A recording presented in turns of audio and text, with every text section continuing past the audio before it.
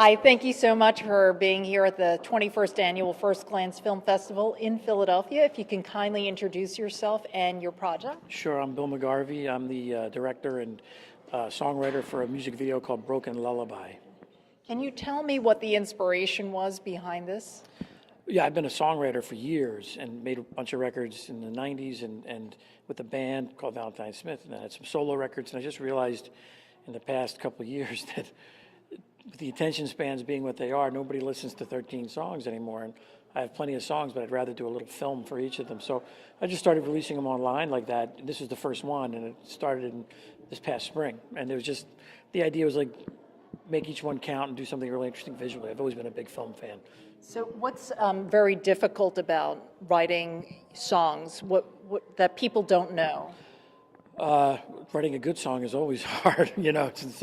It's writing anything good is, I think, hard. But I've written songs for years.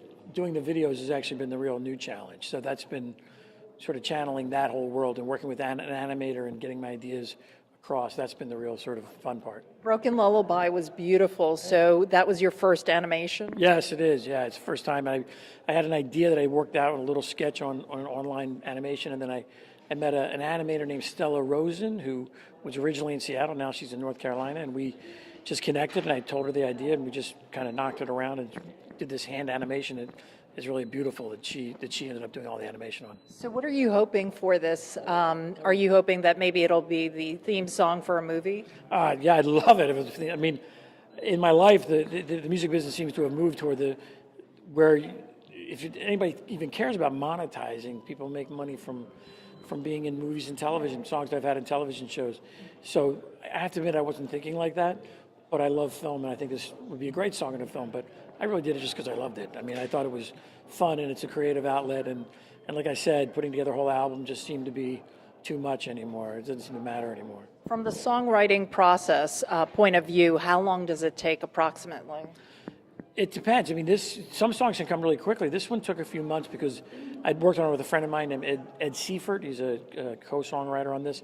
And once we had this sort of basic idea, I basically wanted to come up with a lyric, and it just came. This Broken Lullaby just sort of came to me, and it was sort of it's a little bit of a song and about a relationship. You know? Oh, so in closing, what do you see down the pike for the music industry? Is it good or bad?